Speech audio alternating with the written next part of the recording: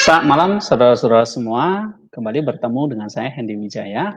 Kali ini saya akan membahas salah satu topik yang bagi saya sangat penting untuk kita pelajari saat sekarang ini, di mana banyak sekali perdebatan tentang kitab suci, uh, tentang naturnya khususnya. Ya, apakah Alkitab itu masih relevan dibaca hingga sampai sekarang? Apakah Alkitab itu masih firman Tuhan atau bukan?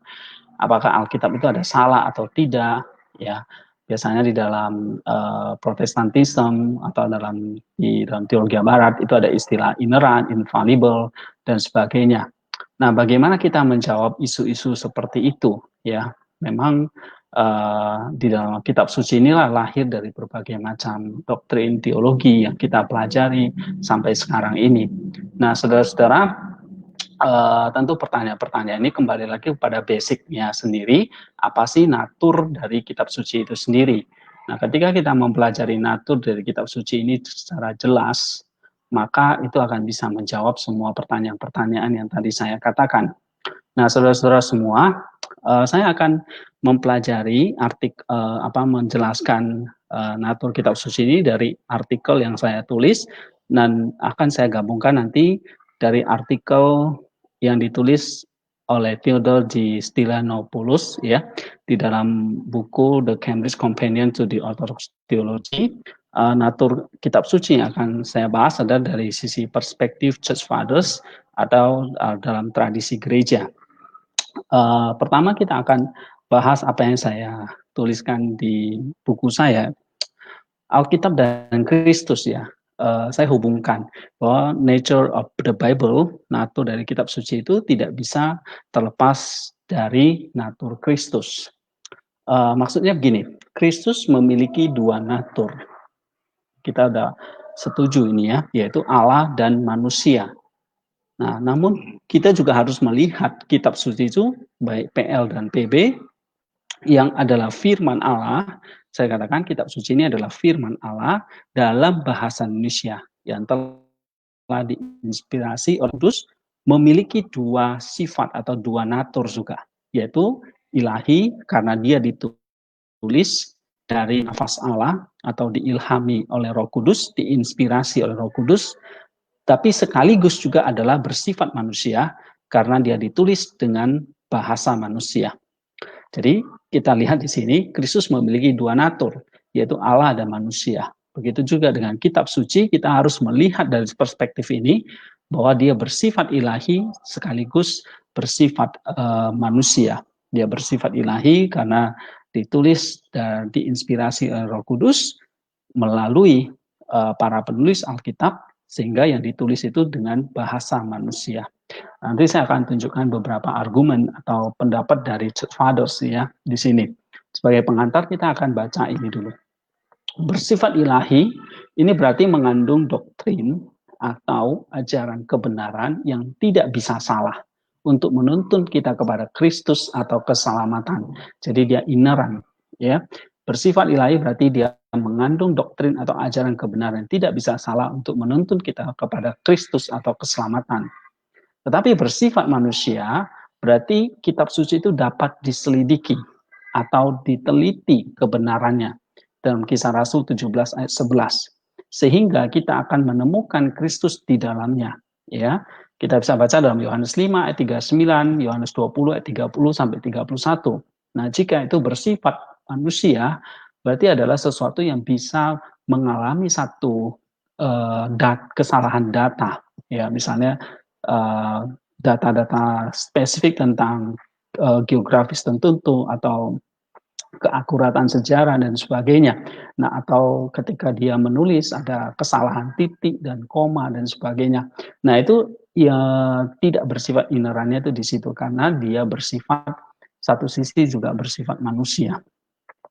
Dan memang kitab suci dicatat supaya banyak orang bisa percaya atau memiliki iman bahwa Yesus adalah Kristus atau Mesias. Itulah sebabnya kenapa kitab suci itu terbungkus di dalam bahasa manusia. Pesan Allah yang ilahi itu, firman Allah yang ilahi itu yang diwahyukan kepada manusia melalui para nabi, para rasul, para penulis Injil, yaitu para penulis Alkitab itu sendiri, melalui inspirasi atau pengilhaman dari Roh Kudus ditulis dalam bahasa manusia supaya Alkitab itu sendiri dicatat supaya banyak orang ya bisa percaya atau memiliki iman akhirnya kepada Kristus atau Mesias. Nah, kitab suci dibaca, didengar, diselidiki atau diteliti karena dia memang bersifat bahasa manusia supaya dengan membaca, mendengar, meneliti, mempelajari itu akan menimbulkan iman dan iman itu membawa kita kepada keselamatan dalam Yesus Kristus. Ya, kita bisa baca dalam Yohanes 20 ayat 30 sampai 31. Nah, ini yang paling penting ya, bahwa kitab suci itu ada supaya orang itu menemukan Kristus, menemukan imannya di dalam Kristus. Nah, Alkitab adalah tulisan atau dalam bahasa Indonesia grafe yang bersumber dari tradisi atau paradosis lisan ya, para rasul. Kalau kita baca dalam 2 Tesalonika 2 ayat 15. Jadi kitab suci berasal dari mana? Berasal dari gereja, berasal dari tradisi atau paradosis lisan yang diajarkan oleh para rasul. Nah, paradosis lisan itulah firman Allah yang hidup yang didengar oleh para rasul.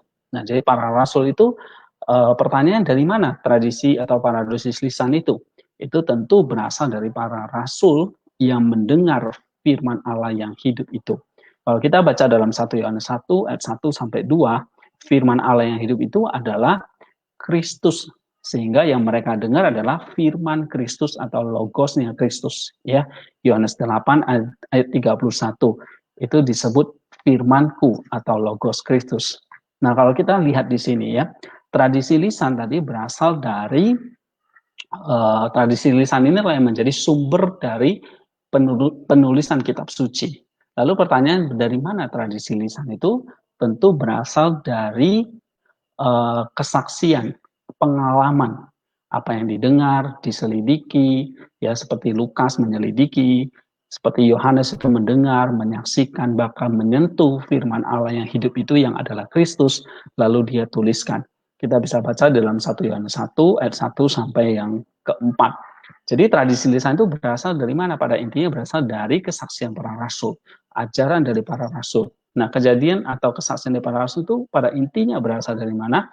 Berasal dari Kristus itu sendiri atau firman Kristus, logos Kristus itu sendiri. Nah, saudara-saudara kita perlu tahu bahwa firman yang hidup yang adalah Kristus itu ketika dituliskan oleh para rasul itu diajarkan, diilhami oleh Roh Kudus. Kita bisa baca dalam Yohanes 14 ayat 26, 2 Timotius 3 ayat 16. Sebab itu ketika mereka belum diilhami oleh Roh Kudus, belum mengalami Pentakosta dalam dirinya, maka pada saat itu kitab suci khususnya perjanjian baru itu belum ada. Ya, nah pertanyaannya adalah lalu dari mana ajaran Kristus itu? Ya, yang menjadi sumber dari ajaran lisan tadi atau paradosis lisan. Nah, ajaran Kristus itu hanya Kristus yang mengetahui dan mengenal Allah, sehingga hanya Dia yang bisa menyatakan Allah kepada manusia. Mengapa? Sebab Kristus adalah logos Allah itu sendiri yang berinkarnasi untuk menyatakan Allah kepada manusia. Nah, tentu saudara-saudara, apa yang ditulis oleh para rasul menjadi kitab suci, tadi saya katakan itu adalah firman Allah. Sebab apa? Berasal dari kesaksian. Apa yang mereka lihat, yang mereka selidiki, apa yang mereka sentuh dari firman Allah yang hidup itu. Itulah yang ditulis. Itulah firman Allah yang diinspirasi oleh Roh Kudus. Nah, kenapa itu dikatakan firman Allah? Karena itu berasal dari ajaran Kristus atau logos Kristus itu sendiri. Nah, kalau itu berasal dari ajaran Kristus, logosnya Kristus, apakah kita bisa mengklaim bahwa apa yang dikatakan oleh Kristus itu adalah firman Allah atau ajaran dari Allah? Nah, kita bisa mengatakan itu sebab di dalam Yohanes 1:18 dikatakan tidak ada seorang pun yang mengenal Allah kecuali anak tunggal Allah yang di pangkuan Bapa, pangkuan Allah, dialah yang menyatakannya kepada manusia. Jadi kita bisa meyakini dengan iman kita bahwa hanya Kristus yang mengetahui dan mengenal Allah. Sehingga hanya Dia yang bisa mengatakan itu adalah firman Allah kepada manusia. Kenapa? Sebab Kristus itu Kita harus tahu, naturnya adalah ilahi dan manusia. Manusia diberi nama Yesus Kristus, dia berasal dari inkarnasi, yaitu firman Allah yang menjadi daging. Maka dia adalah logos Allah itu sendiri yang berinkarnasi untuk menyatakan Allah kepada manusia. Wahyu atau penyataan Allah itu sendiri adalah Kristus. Sehingga apa yang Kristus katakan atau ajarkan, atau logos Kristus itu, perkataan Kristus yang didengar oleh para rasul itu, kita bisa yakini 100% berasal dari Allah. Yohanes 7 ayat 16. Maka Kristus itu juga disebut sebagai hikmat Allah. 1 Korintus 1 ayat 24. Misteri Allah. Kolose 2 ayat 22. Kolose 2 ayat 2. Dia juga disebut kepenuhan Allah. Kolose 1 ayat 19. Sebab dia adalah logos Allah itu sendiri. Ya, Yohanes 1 ayat 1, Yohanes 1 ayat 14.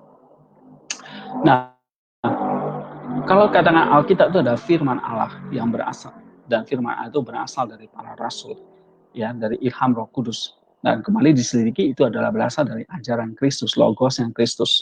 Nah, lalu logos yang Kristus sendiri itu adalah memang berasal dari Allah, berasal dari Bapa. Yohanes 7 ayat 16. Jadi ajaran Kristus yang berasal dari Bapa, dari Allah, ini adalah logosnya Kristus atau firman atau perkataan Kristus itu sendiri. Jadi sekali lagi, ajaran Kristus yang berasal dari Bapa adalah logosnya Kristus atau firman atau perkataan Kristus. Yohanes 8:31. Logosnya Kristus inilah yang diwariskan kepada para rasul dan dari para rasul kepada gereja. Perkataan Kristus inilah yang didengar oleh para rasul dan dituliskan menjadi kitab suci melalui inspirasi Roh Kudus. 2 Timotius 3 ayat 16.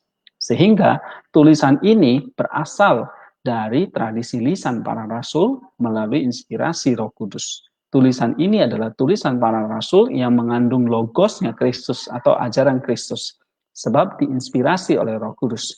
Karena hanya Roh Kudus yang mengajarkan segala perkataan Kristus. Jadi kalau tanpa inspirasi Roh Kudus, maka kitab suci itu hanya bersifat manusia, yaitu hanya ide, ajaran dari para rasul, dan belum tentu atau bukan firman Allah itu sendiri. Tetapi karena apa yang mereka tuliskan itu diinspirasi oleh Roh Kudus, dan karena memang hanya Roh Kudus ini yang bisa mengajarkan perkataan Kristus. Oleh sebab itu, kita percaya bahwa apa yang mereka tuliskan, para rasul, para penulis Injil itu tuliskan adalah benar-benar firman Allah yang menjadi bahasa manusia. Jika firman Allah itu menjadi daging, menjadi manusia yang diberi nama Yesus Kristus, firman Allah itu sendiri, logosnya Allah itu sendiri juga terbungkus di dalam bahasa manusia. Untuk apa? Supaya setiap orang yang membaca, mendengar, dan menelitinya akan menuju kepada iman yang membawa keselamatan. Kita bisa baca dalam 2 Timotius 3 ayat 15, ya, Yohanes 20 ayat 30 dan 31 tadi. Roh Kudus inilah yang mengetahui diri Allah. 1 Korintus 2 ayat 10. Itulah sebabnya kenapa Roh Kudus yang bisa mengajarkan, menginspirasi kepada para murid, ya, para murid atau para rasul untuk menuliskan atau membahasakannya dalam bahasa mereka. Ya, sebab itu Roh Kudus diutus Allah untuk mengajar para murid Kristus baik secara lisan maupun tulisan.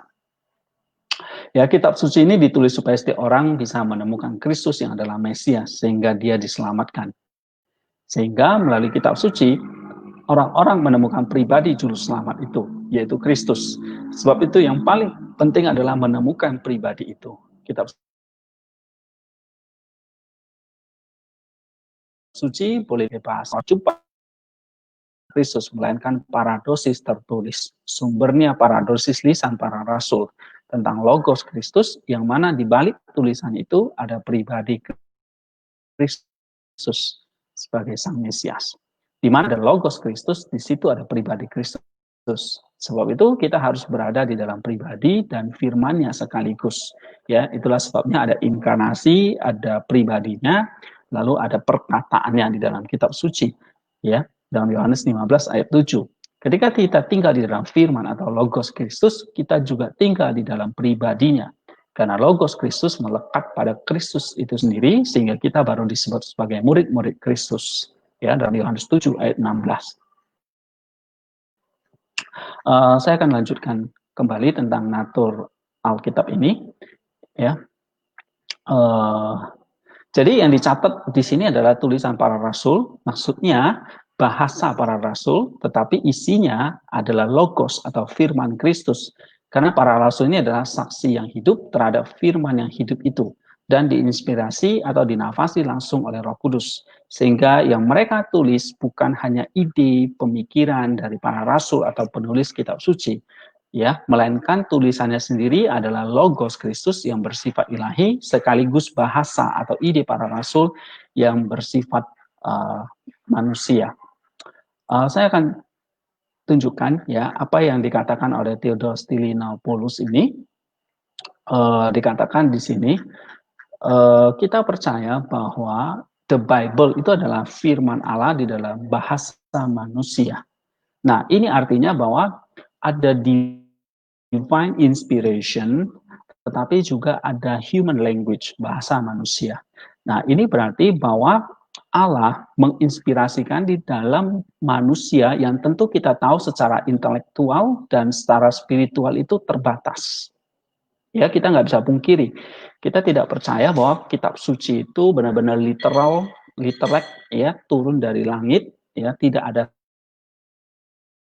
satu kesalahan titik koma apapun, tidak, karena memang ditulis pada saat itu, ya, baik itu para nabi di zaman perjanjian lama maupun dalam perjanjian baru kepada manusia yang kita tahu bahwa ini adalah punya kapasitas intelektual dan spiritual yang tentu terbatas. Nah, kita percaya dynamic view of inspirations atau inspirasi secara dinamis, ya. Kita tidak percaya tentang static divine atau mechanistic view of inspirasi. Nah, kalau mechanistic view of inspiration itu percaya bahwa firman Allah itu benar-benar literal, saklek, ya, seperti dibisikkan kepada telinga manusia, lalu seperti kita kayak mendengar recorder gitu, dan itu yang benar-benar dituliskan, ya. Nah, kalau mechanistic view of inspiration itu akan percaya bahwa the Bible itu sendiri itu seperti computer print out of the mind of God, seperti kita itu mengeprint dari komputer, ya, kita print persis sama seperti itu, sehingga setiap kata itu harus dimaknai secara literal dan absolut, ya, tidak ada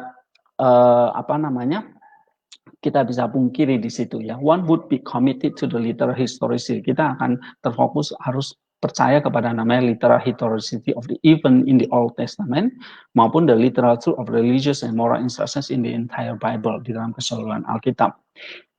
Nah, pendekatan Alkitab yang seperti itu akan membawakan satu impossible intellectual and moral problem, ya, ketika kita berbicara tentang hal-hal kenapa misalnya ada pembunuhan anak-anak ada di dalam PL, ya.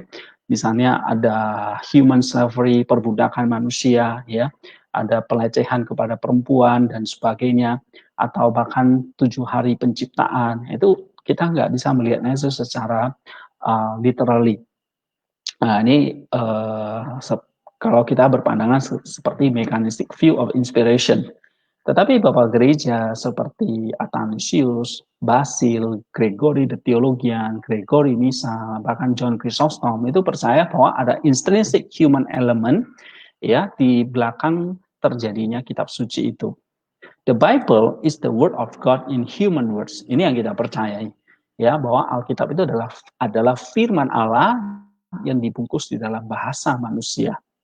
Nah, kita tidak memungkiri, ya, mengecilkan antara divine inspiration. Jadi kita memahami kitab suci itu kita nggak boleh ekstrim bahwa ini adalah only the word of God. Tapi kita juga harus melihat ini adalah in human words. Jadi kalau salah satu paradoks ini kita kurangi atau kita lebihkan, maka ini akan menjadi satu kesalahan fatal, gitu. Jadi kita harus mempertahankan iman kita yang paradoks tentang kitab suci ini, seperti kita mempertahankan iman kita kepada Kristus yang adalah Allah dan sekaligus manusia. Nah, kitab suci ini adalah bersifat ilahi sekaligus bersifat manusia. Itulah yang disebut dengan divine inspiration of scripture secara dinamis ini. Tidak setiap ayat di dalam kitab suci itu harus diinterpretasikan secara literally, ya. Ketika kita berbicara kitab suci itu sebagai firman Allah, word of God, itu tidak berarti bahwa setiap kata di dalam kitab suci itu harus diinterpretasikan secara literally gitu ya. Tetapi haruslah lihat kembali kepada Bible saving message itu sendiri, kepada siapa kitab itu diberikan, kepada siapa ayat itu ditujukan di dalam berbagai hal ya untuk memperjelas. Sebagai contoh, Alkitab misalnya yang mengajarkan tentang straight predestination, tentang predestinasi ya. Kita bisa baca dalam Yohanes 12, 39-40, Markus 4, Roma 8, 29. Nah, John Chrysostom mengatakan ini adalah hal contoh-contoh idioms of the scripture ya, idiom-idiom di dalam scripture yang tidak harus ditekankan ya secara literally gitu. Tetapi lihatlah di Bali itu ada apa namanya Allah yang mengasihi manusia. Jadi tidak menganggap dia itu kayak sepihak atau dia seorang raja tiran yang kejam ya yang sudah mempredestinasi orang masuk surga atau masuk neraka. Tentu kita tidak menginterpretasikan secara literal seperti itu ya. Nah, tentang masalah interpretasi saya sudah mengajarkan kemarin ya, bagaimana kita tuh menginterpretasi teks-teks yang sulit seperti itu. Saya mengatakan selalu ada 3 lapisan yang harus kita lalui ya, lapisan literal, kemudian lapisan spiritual, kemudian lapisan moral, dan akhirnya satu lagi adalah lapisan apa namanya eschatological ya. Nah, ini lapisan-lapisan ini harus kita lalui sampai kita baru menyimpulkan meaning seperti itu. Nah, kita lanjutkan lagi tentang natur Alkitab ini. Bahkan misalnya kita baca di dalam Wahyu 20 ya, 2 sampai 4 ya, misalnya contoh tentang kerajaan 1000 tahun. Ya. Nah, kita tidak bisa menginterpretasinya itu secara literally gitu, tapi di sini dikatakan bahwa banyak sekali ancient interpreter ya, penafsiran bapak-bapak gereja, misalnya dari Origen sampai Gregory Nyssa, ya, menganggap itu adalah secara symbolically. Jadi ada literal memang, tetapi ada juga yang namanya symbolically. Artinya ini secara teori ya, secara spiritual kita harus melihatnya. Sebab kenapa? Tadi sekali lagi, the Bible is in human language, secara literal memang kita bisa baca, but in in God saving message, atau this is the word of God. Ya, ini adalah inspirasi dari Roh Kudus, firman Allah yang tidak mungkin yang tidak mungkin kita bisa hanya sekedar lihatnya dari sisi bahasa manusia, tapi kita harus sampai kepada kedalaman bahwa ini adalah firman Allah itu sendiri. Nah, kalau kita baca dalam 2 Petrus 1 ayat 19-20 bahwa Petrus mengatakan bahwa kita tidak bisa dengan sekehendak sendiri menafsirkan kitab suci itu. Ya, walaupun ya memang kadang-kadang kita memakai satu tradisi yang selalu mengatakan adalah sola scriptura ya. Itu artinya sebetulnya kita harus kembali kepada kitab suci, tetapi lihat kembali the nature of the Bible itself. Kita kembali kepada natur Alkitab yang memang sejati, ya, yang memang ditulis dalam bahasa Indonesia, tetapi bersifat ilahi sekaligus bersifat manusia. Karena bersifat manusia, maka kita bisa selidiki, kita bisa pelajari, tetapi yang kita pelajari itu adalah, ingat sekali lagi, ini bukan teks biasa yang kita bisa dengan berbagai macam rasional pikiran kita lalu kita menginterpretasikannya. Tidak, tetapi ini harus di dalam konteks yang ilahi, ya. Dalam satu konteks bahwa ini adalah text saving message, ya, bahwa ini adalah firman Allah yang menyelamatkan dalam Yohanes 20 ayat 30 sampai 31. Nah, saudara-saudara, kita harus kembali ingat kepada prinsip atau natur dari kitab suci itu sendiri. Saudara-saudara, jika kita tidak demikian, maka kita akan jatuh di dalam berbagai macam pandangan teologi atau tafsiran-tafsiran yang memang kadang-kadang bisa ya tidak sesuai dengan apa yang sebetulnya God saving message itu. Saudara-saudara, kita lihat di sini. Gereja sendiri mengkondem ya, mengutuk bahwa pengajaran literal milenium itu sebagai heresi ya, karena secara literal. Nah, kita lihat lagi di sini kaitannya itu dengan Kristus ya. satu paradigma yang penting ketika kita mempelajari nature of the scripture ini adalah uh, di dalam divine dan human aspeknya itu adalah the inkarnasi. Jadi kalau Kristus itu adalah the inkarnasi dari firman Allah, logos yang menjadi manusia, ya, yang lalu bisa mengalami seluruh atribut manusia, emosi, ya, fisik, dia bisa bertumbuh secara fisik, lapar, haus, marah, sukacita, sedih, ya, bahkan benar-benar mengalami kematian, ya. Kalau kita baca ada Efesus, Ibrani 4 ayat 15, Ibrani 5 ayat 7. Nah, analogi seperti itu kita juga bisa tekankan di dalam the Bible. Ya, jadi di sini karena the Bible is an incarnation of God's saving will embodied in human categories of language and expressions, ya, which are not necessarily inherent in every detail but only in underlying saving messages. Nah, ini yang penting sekali kita ingat bahwa Alkitab itu adalah inkarnasi dari God's saving will, Allah yang kasih tadi yang ingin menyelamatkan manusia, tetapi dinyatakan di dalam bahasa manusia, ya, dan dipelajari oleh kita. Dan ini tentu ketika di dalam bahasa manusia ini tentu kita tidak perlu debatkan lagi soal necessary inherent, ya, pasti ada gitu. Ya, tidak selalu 100% exact detail yang benar begitu. Tetapi yang paling pentingnya adalah the saving message-nya yang tidak salah. Ya, jadi kita bisa simpulkan scripture Alkitab itu constitute the image of truth. Jadi itu seperti the image of truth atau record catatan dari revelation wahyu Allah di dalam bahasa Indonesia. Ya, jadi bukan di dalam original direct revelation. Tadi saya katakan yang dinamik, yang statik tadi. Ya, jadi bukan kayak dipisiki langsung atau didikte langsung, ya, tetapi ini adalah record, catatan, ya. Bahkan tidak semua bisa dicatat, kata Rasul Yohanes, apa yang hanya diingat oleh mereka pada saat itu, ya, karena berbagai macam situasi yang terjadi. Bahkan Yohanes mencatat kalau dia mengatakan itu semua tidak akan bisa memuatnya, gitu. Nah, dikatakan ini adalah record of revelation in human words, tentang apa yang terjadi di dalam biblical events and narrative, gitu ya. So the Bible is true and trustworthy in its theological and ethical teaching. Jadi the Bible itu benar dan layak dipercaya, inerrant and infallible di dalam teologinya dan di dalam pengajaran moralnya.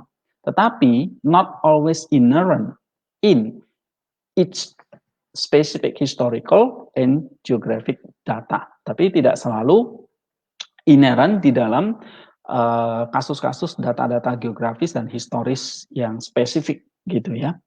Terlebih lagi, even theological and ethical passages must be assessed in the light of Bible governing purpose and saving message.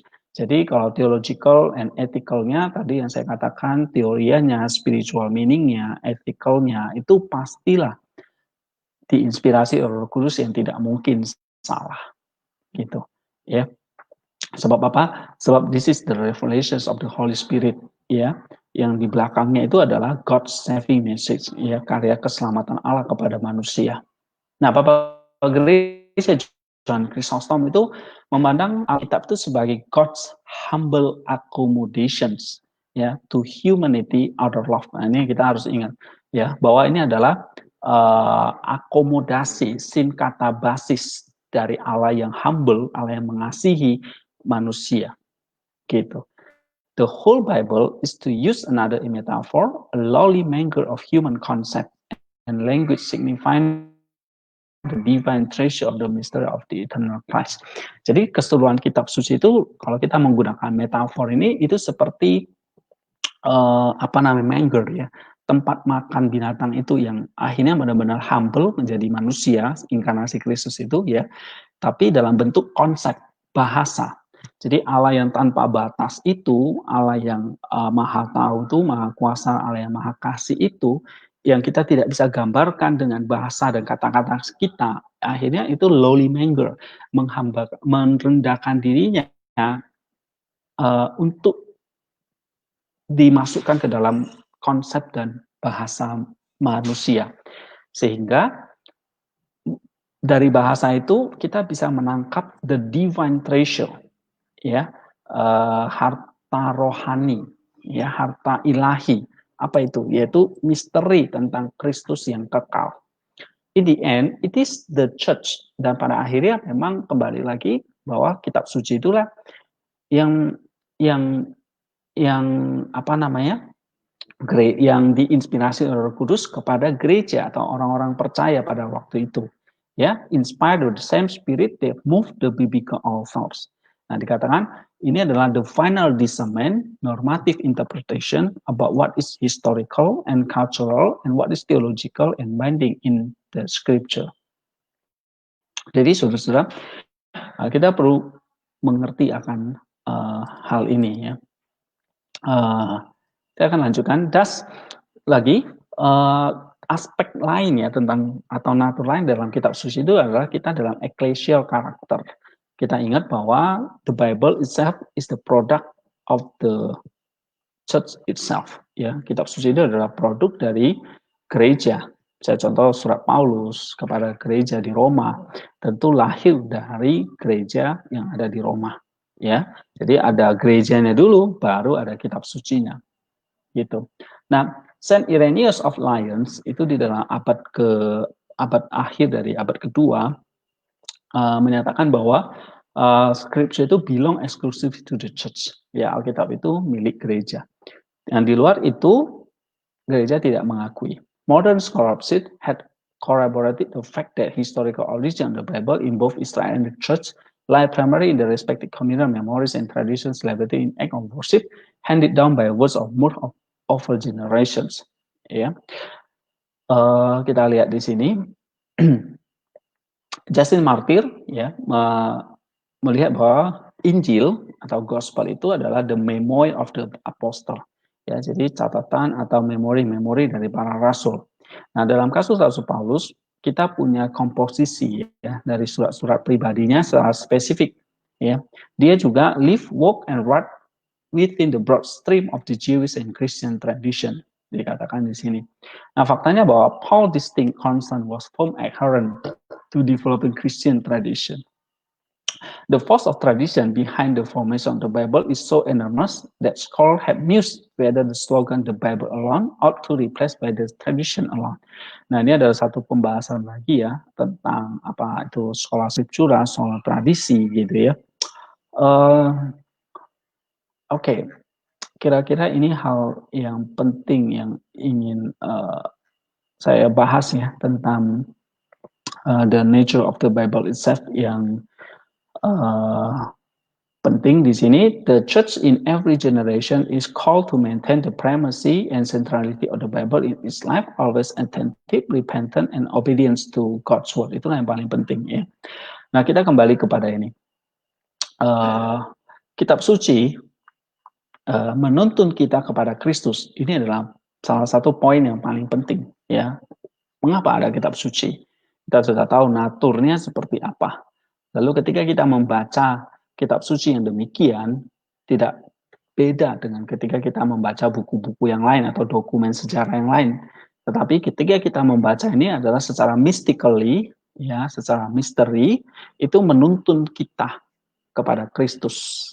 Ya, misalnya contoh apa yang Rasul Paulus tuliskan kepada Timotius. Ya, Timotius yang sejak kecil itu sudah membaca kitab suci. Yang kita tahu bahwa saat itu ya Perjanjian Baru belum ada. Apa yang Timotius baca pada saat itu tidak lain adalah Perjanjian Lama, tulisan dari para nabi, ya, atau kitab Musa gitu. Nah, tetapi Rasul Paulus mengatakan bahwa membaca kitab suci itu menuntun kita kepada iman di dalam Kristus, menuntun kita kepada keselamatan. Jadi kita harus mengerti bahwa walaupun Timotius membaca PL, tetapi menuntun dia kepada Kristus. Sebab, nah ini akan saya jelaskan ya pada poin berikut ini, ya. Sebab apa namanya?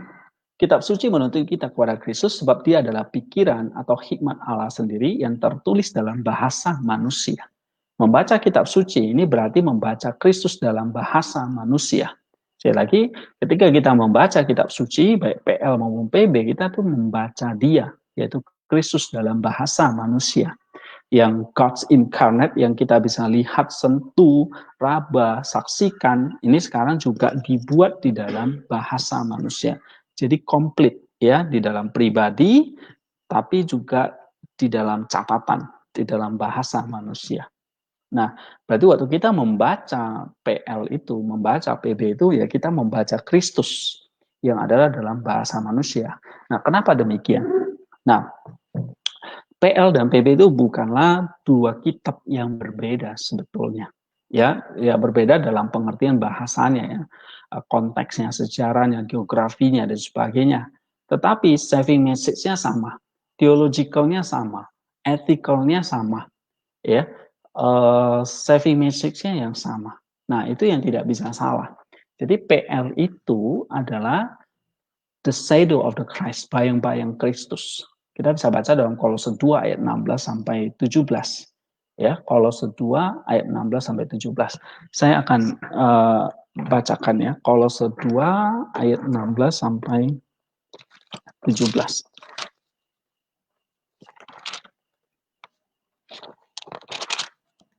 Karena itu jangan biarkan orang menghakimi kamu mengenai makanan dan minuman, atau mengenai hari raya, bulan baru, atau hari sabat.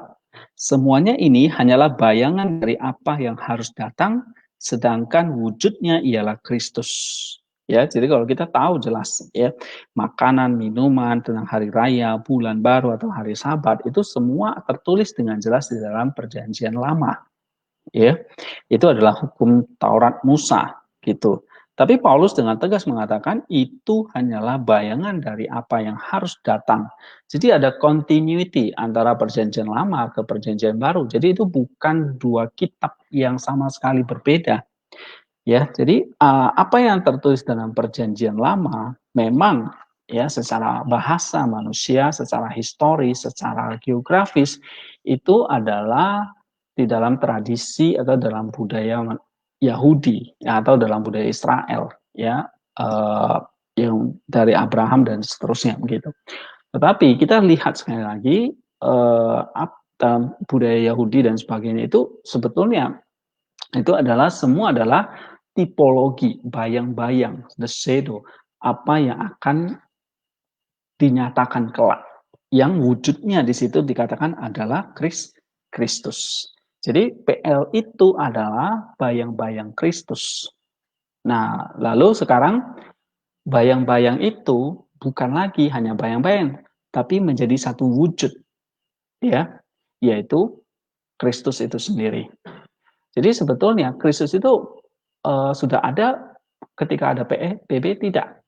Dia sudah ada sejak kekal, baik bahkan sebelum ada PL sekalipun. Ya. Sehingga Kristus itu ada bukan hanya di saat dia lahir dari perawan Maria baru ada Kristus, ada Yesus gitu. Ya. Jadi dia ada hanya di saat PB tidak. Di dalam PL pun dia sudah hadir. Bahkan sebelum adanya PL, adanya manusia gitu ya. Nah, jadi kita harus memahami bahwa Yesus Kristus itu bukan ada di saat dikandung oleh Maria gitu ya. Dia sudah ada dalam kekekalan, yaitu dia adalah firman Allah itu sendiri. Dan firman Allah itu setelah genap waktunya akan turun jadi manusia. Nah, menuju kepada kegenapan waktu itulah Allah mewahyukan firman itu tadi, anak itu tadi, progresif. Nah, kalau kita baca di dalam Ibrani 1 ayat 1 sampai 4, itu secara progresif ya kepada para nenek moyang ya yang diambil dari salah satu bangsa yang terpilih, yaitu bangsa Israel atau Yahudi. Nah, itulah yang dimana Kristus itu akan dilahirkan dari bangsa tersebut, sehingga bangsa itu yang terpilih ya dari sekian banyak bangsa di dunia ini yang terpencar pada waktu kejadian di Menara Babel itu. Nah, tetapi bangsa inilah yang akhirnya melahirkan Kristus ya. Tetapi walaupun catatan dari bangsa ini begitu banyak ya yang kita kumpul dalam perjanjian lama, tetapi itu semuanya akan menuju kepada satu wujud, yaitu yang namanya Kristus. Itulah sebabnya kenapa dalam kekristenan, dalam kita yang percaya juga mengadopsi PL itu bagian dari kitab suci kita. Ya, walaupun secara literally itu adalah secara budaya, bahasa, sejarah itu nggak bisa dipungkiri, itu adalah kitab sucinya orang Yahudi atau orang Israel, tetapi karena PL itu adalah bayang-bayang dari Kristus, maka itu juga bagian dari kitab suci kita. Sehingga membaca perjanjian lama itu adalah membaca Kristus yang dijanjikan atau Injil yang dijanjikan melalui perantaraan para nabi. Ya, kita baca di dalam Roma pasal 2 ayat yang kedua. Roma 2 ayat yang kedua dikatakan, tetapi kita tahu bahwa hukuman Allah berlangsung secara adil atas mereka yang berbuat demikian. Dan engkau, hai manusia, engkau yang menghakimi mereka yang berbuat demikian, engkau sendiri melakukannya juga. Apakah engkau sangka bahwa engkau akan luput dari hukuman Allah, dan seterusnya. Ya, membaca PB berarti membaca Kristus yang telah menggenapi semua janji atau nubuat PL. Sebab Kristus adalah kegenapan atau tujuan akhir dari hukum Taurat itu sendiri. Ya, kita baca dalam Roma 10 ayat yang keempat. Saya akan bacakan Roma 10 ayat keempat. Sebab tujuan akhir hukum Taurat ialah Kristus, sehingga kebenaran diperoleh tiap-tiap orang yang percaya. So, maka kita harus mengerti ini, ya. Ketika kita membaca perjanjian baru atau menafsirkan perjanjian baru, berarti kita sedang membaca Kristus yang telah menggenapi semua janji atau semua nubuat, semua hukum Taurat, ya, di dalam PL. Sehingga memang dikatakan Kristus itu adalah kegenapan atau tujuan akhir dari perjanjian lama itu sendiri atau hukum Taurat itu sendiri. Sebab itu PL menuntun kepada PB. Membaca PL menuntun kita sampai Kristus supaya kita beroleh iman dan diselamatkan. Ya, jadi kita membaca PL tentu dari kacamata Kristus, membaca PB juga sama. Ya, membaca PL dari kacamata Kristus yang akan digenapi, membaca PB adalah membaca Kristus yang sudah digenapi. Nah, seperti yang ditulis oleh Rasul Paulus. Jadi hukum Taurat, ya, adalah penuntun bagi kita sampai Kristus datang supaya kita dibenarkan karena iman. Sehingga di sini yang mau saya katakan kesimpulannya adalah bahwa benang merah dari itu semua adalah Kristus. Sebab itu membaca kitab suci haruslah dengan kacamata Kristus, bukan dengan kacamata yang lain. Sebab this is the Bible, inilah kitab suci itu. Kitab suci menuntun kita kepada doktrin atau kebenaran atau wahyu Allah, yaitu Kristus itu sendiri. Sehingga kitab suci itu bersifat Christ center, berpusat kepada Kristus.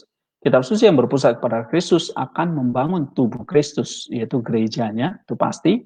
Kitab suci lahir dari gereja, ya, dan untuk gereja, sehingga dia bersifat eklesial.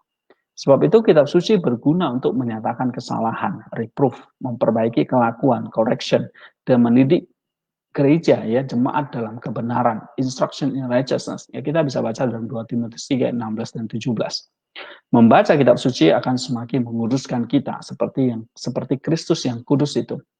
Alkitab menuntun kita menjadi seperti Kristus, yaitu menjadi pengikut Kristus.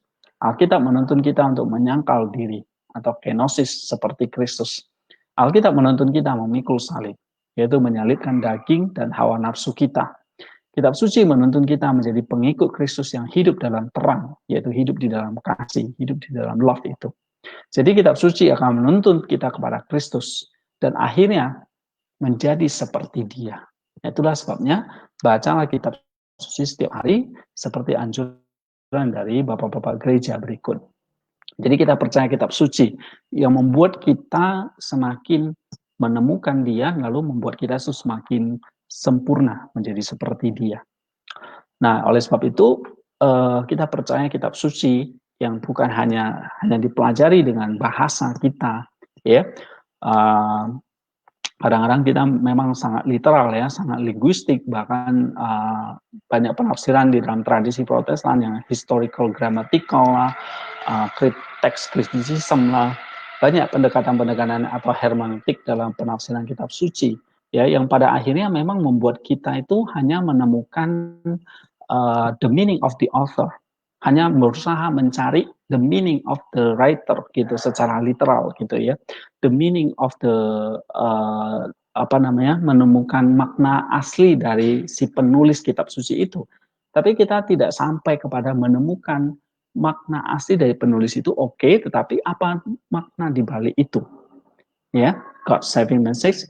Bahkan kita harus bisa menemukan uh, kitab suci itu ada memang untuk menyelamatkan kita dan membuat kita menjadi seperti Kristus. Nah, itulah yang seringkali yang hilang di dalam tradisi atau di dalam hermeneutik sekarang ini yang banyak sekali berkembang ya, seperti literal criticism, literary criticism, banyak ya, historical grammatical criticism, banyak criticism atau istilah-istilah seperti itu dalam hermeneutik yang berkembang sekarang ini. Nah, itu tujuannya karena memang memahami nature the Bible itu adalah produk dari manusia ya yang bisa diselidiki. Tetapi misterikalnya atau apa natur keilahiannya itu akhirnya terpinggirkan. Nah, jika tidak dijaga keseimbangan seperti itu, maka ya memang akan berakibat fatal begitu. Oke, John the Solitary menuliskan bahwa pentingnya kita membaca kitab suci ini adalah toil at reading the Bible daripada apapun yang lain. Ya, for in prayer the mind frequently wanders, but in reading, in even wandering, mind is recollected. John Chrysostom menuliskan, marilah setiap kita, ya setiap hari, bahkan hari Sabat itu sendiri, take in your hand, ya, the selections of the gospel. Bacalah kitab Injil, ya, bacalah ketika kamu duduk di rumah, ya, atau kunyalah ya dengan pikiran yang sungguh-sungguh, oke, dan ujilah perkataan-perkataan dalam kitab suci itu. Not what is clear.